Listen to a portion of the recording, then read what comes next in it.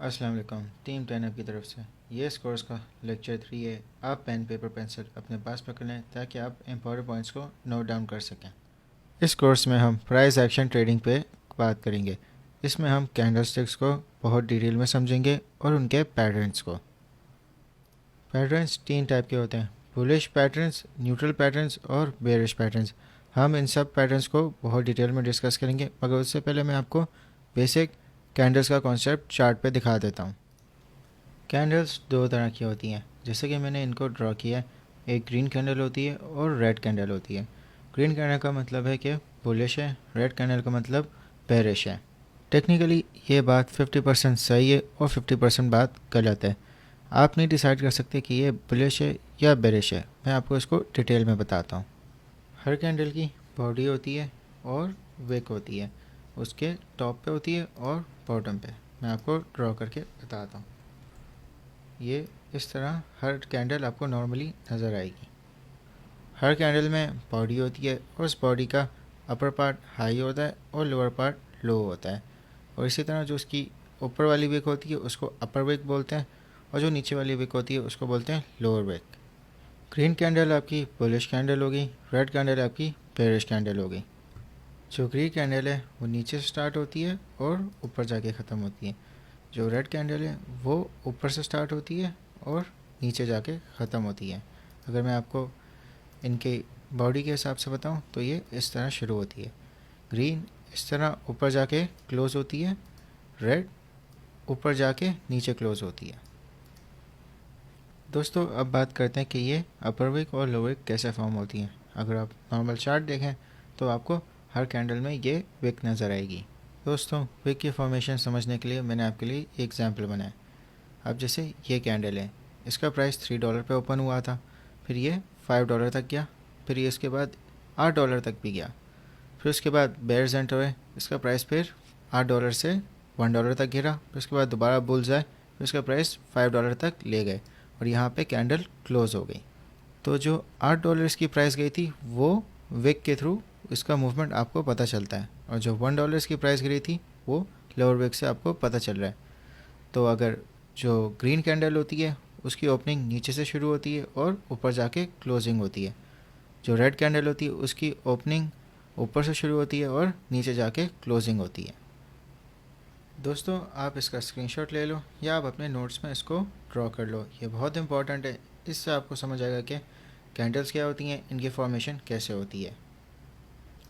दोस्तों अब मैं आपको बताता हूँ कि इनके पैटर्न्स कैसे होते हैं।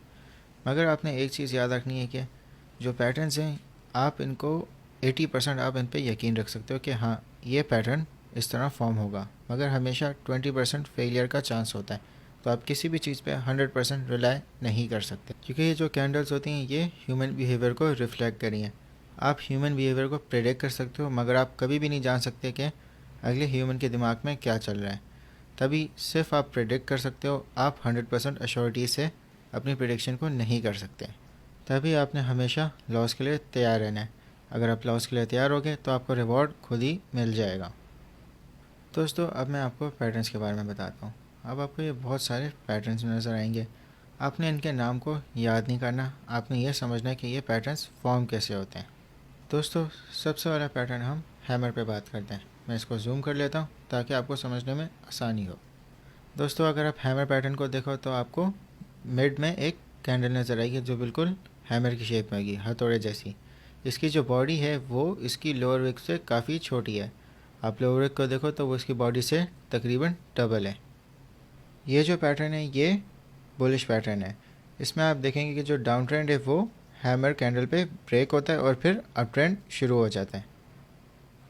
इसी तरह इन्वर्टेड हैमर है, ये इसका ऑपोजिट पैटर्न है, मगर ये भी बुलिश पैटर्न है, क्योंकि अगर आप देखें कि ये डाउन ट्रेंड था और फिर इसने अपर विक पे ये हैमर फॉर्म की है और फिर यहाँ से अप ट्रेंड शुरू हो गया। ड्रैगन फ्लाई डोजी बिल्कुल सिमिलर है, इसमें भी डाउन ट्रेंड है और फिर अप ट्रेंड पे आ जाता है।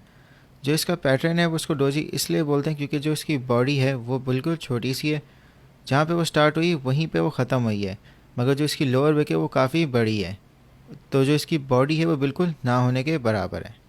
जो बुलिश स्पिनिंग टॉप होता है उसमें जो बॉडी होती है वो बिल्कुल इक्वल साइज़ की होती है। अपर से भी लोअर से भी, और जो इनकी अपर और लोअर विक होती है वो भी बिल्कुल सेम साइज़ की होती हैं। फिर दोस्तों बुलिश किकर में आपको एक बुलिश कैंडल नज़र आएगी, फिर उसके बाद इमीडिएटली एक दोबारा से एक बुलिश कैंडल होगी। तो ये एक साइन होता है मार्केट के रिवर्सल का। जो बुलिश इनगल्फिंग है उसमें आपको एक बुलिश कैंडल मिलेगी और उसके बाद एक दूसरी बड़ी बुलिश कैंडल मिलेगी। जो दूसरी कैंडल है वो पहली कैंडल को इनगल्फ करेगी, यानी जो पहली कैंडल का जो अपर विक होगा उससे बड़ी उसकी बॉडी होगी। बुलिश हरामी ये उर्दू में नहीं है, ये एक जापानीज़ वर्ड है।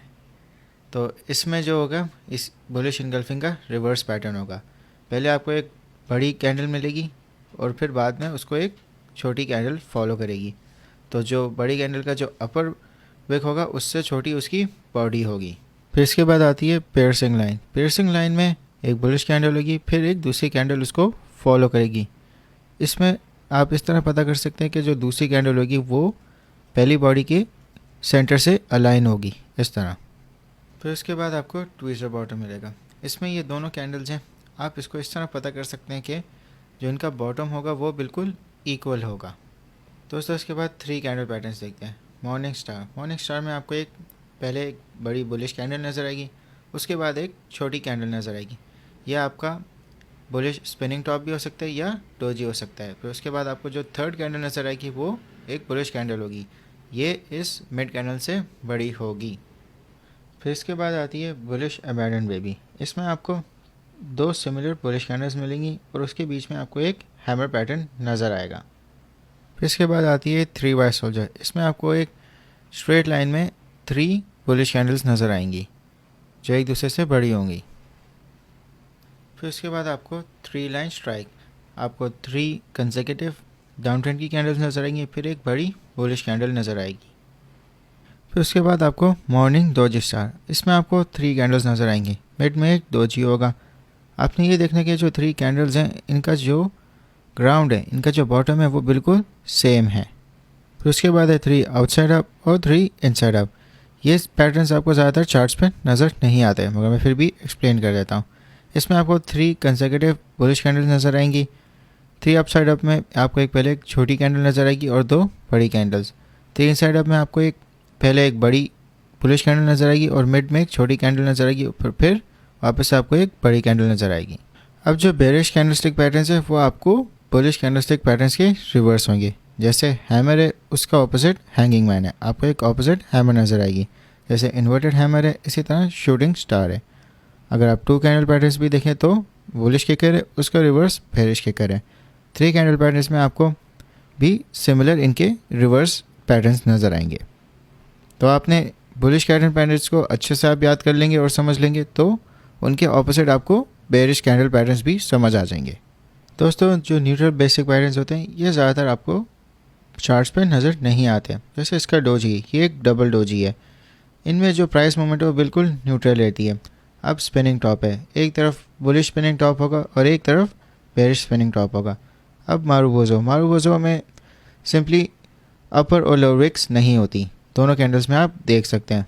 अगर आप स्टार में देखें तो सिंपली पैटर्न एक रिपीट हो रहा है, प्राइस मूवमेंट कोई भी नहीं हो रही। तो जो न्यूट्रल बेसिक पैटर्न्स है ये बहुत ही रेयर होते हैं, मार्केट में हमेशा कुछ ना कुछ मूवमेंट हो रही होती है। दोस्तों अब मैं आपको बताता हूँ कि रिवर्सल कैंडल्स कौन कौन सी होती हैं और जो सबसे इम्पॉर्टेंट है। Hammer, inverted hammer, dragon fly doji, bullish spinning top, hanging man, shooting star, gravestone doji, bearish spinning top, bullish engulfing, bullish हरामी, बेरिश इनगल्फिंग, बेरिश हरामी, मॉर्निंग स्टार और इवनिंग स्टार। आप इन सबको नोट डाउन कर लें। ज़रूरी बिल्कुल भी नहीं है कि आप इनको एज इट इज़ याद रखें, इनके नाम याद करें। आपने समझना कि ये क्या पैटर्न बना रहे हैं, किस तरह ये ट्रेंड को रिवर्स कर रहे हैं, आपने ये ज़्यादा समझना है। दोस्तों अब चार्ट्स पे वापस आते हैं। दोस्तों अगर आप देखें कि मैं डे टाइम फ्रेम पे हूँ और मैं आपको कैंडल्स दिखाता हूँ, इनमें से सब कैंडल्स, हर एक कैंडल को पूरा एक दिन बनने में लगा है। दोस्तों अगर आप यहाँ पे देखोगे तो आपको टाइम नज़र आएगा, ये टाइम जोन है। अगर इसको मैं सिलेक्ट करता हूँ और मैं पाकिस्तान में हूँ तो मैं कराची सिलेक्ट कर लेता हूँ, तो ये कराची का करंट टाइम है। और UTC+5 का मतलब कि इस टाइम पे 5 बजे डेली क्लोजिंग हो जाएगी। तो ठीक कराची के 5 बजे यहाँ पे जो डेली कैंडल है वो क्लोज़ हो जाएगी। दोस्तों अब मैं इस कैंडल पे बात करता हूँ। ये एक डेली कैंडल है, ये 24 घंटे में पूरी क्लोज हुई है। अब आपने समझ लिया कि इस कैंडल में हुआ क्या है।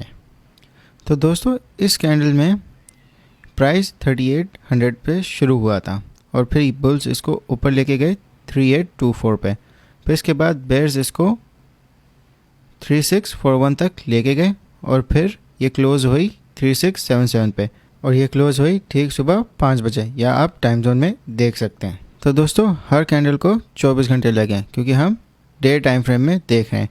हर कैंडल सुबह 5 बजे से शुरू होती है और 5 बजे क्लोज़ होती है और फिर ठीक 5:01 पे दूसरी कैंडल शुरू हो जाती है।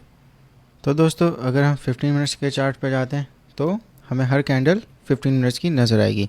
और अगर आप प्राइस पे देखेंगे, प्राइस के नीचे यहाँ पे एक टाइमर होगा, ये आपको बताएगा कि कितना टाइम बाकी है कैंडल को क्लोज़ होने में। हर कैंडल 15 मिनट्स की है तो अगले कैंडल भी 15 मिनट बाद शुरू होगी।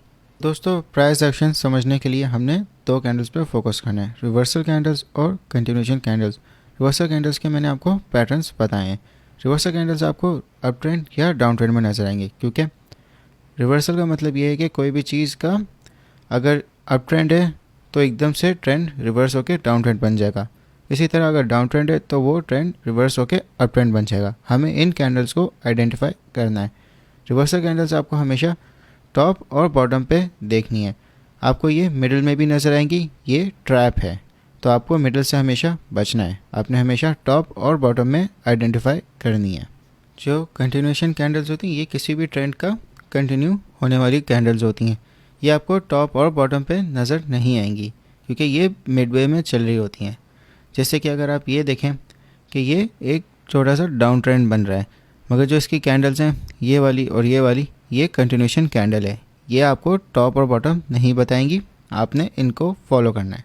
दोस्तों हम लेक्चर 3 के नेक्स्ट पार्ट में और ज़्यादा प्राइस एक्शन को कवर करेंगे। तो अभी मैं आपको क्विज दे रहा हूँ ताकि जो आपको अभी सारे कॉन्सेप्ट्स बताएं वो आपको थोड़ा समझ आ गए हैं।